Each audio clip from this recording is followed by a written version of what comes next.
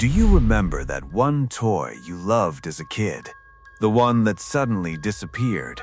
Not broken, not thrown away, just gone. Or maybe a cartoon episode you clearly remember watching, but when you searched for it years later, it never existed.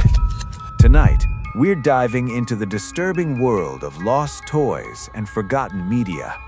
Things millions of kids swear were real, but officially, they were never supposed to exist. This is the secret history of lost toys and media.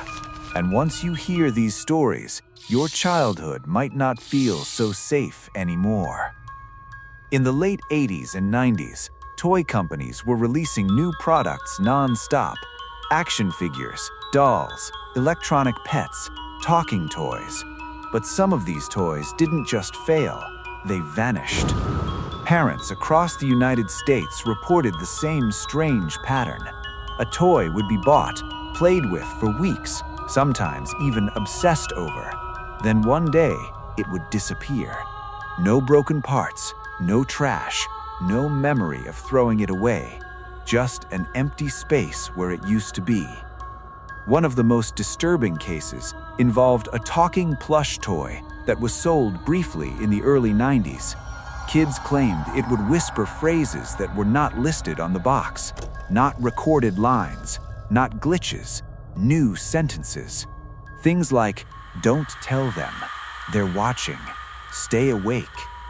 Parents complained, customer service denied everything. Within months, the toy was quietly pulled from stores. No recall, no public explanation. Today, there is no official record that it was ever sold. Only old photos, forum posts, and adults who swear they didn't imagine it. Every generation has at least one cartoon episode like this, an episode everyone remembers but no one can find. In the early 2000s, thousands of people online claimed they remembered a dark episode of a popular kids' cartoon. They described the same scenes, the same tone, the same ending. The episode reportedly aired only once. In it, the main character slowly became aware they were inside a cartoon. The animation started to break down, colors faded, characters froze mid-sentence, and then silence. The episode ended on a black screen with a single line of text. "You weren't supposed to see this."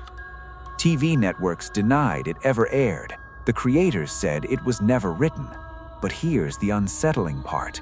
People who had never spoken to each other described the exact same ending. No clips exist, no recordings, just shared memory. And memory is the hardest thing to erase completely. Before streaming, there were VHS tapes, and some tapes were never meant for the public. Former video store employees have told stories about unlabeled tapes arriving with regular shipments. No branding, no catalog number, just a title written in marker. Employees were told not to rent them out, but some did anyway. Customers returned them disturbed, quiet. Some were shaking, some were crying. One tape reportedly showed a familiar children's show, but something was wrong. The characters moved slower. Their smiles stayed too long. The background music sounded warped. Hidden between scenes were single frames, empty rooms, closed doors, a child standing alone, staring directly at the camera. The tapes were removed within days. Corporate claimed it was a distribution error. Every known copy was destroyed, every copy except the ones that were never returned. So why erase toys? Why erase episodes? Why erase media that already exists? One explanation is simple: lawsuits, bad publicity. But another theory is much darker. Some former animators and toy designers, speaking anonymously, have hinted that experimental content was tested on children. Psychological experiments, fear response tests, emotional attachment studies. How long would a child trust a character?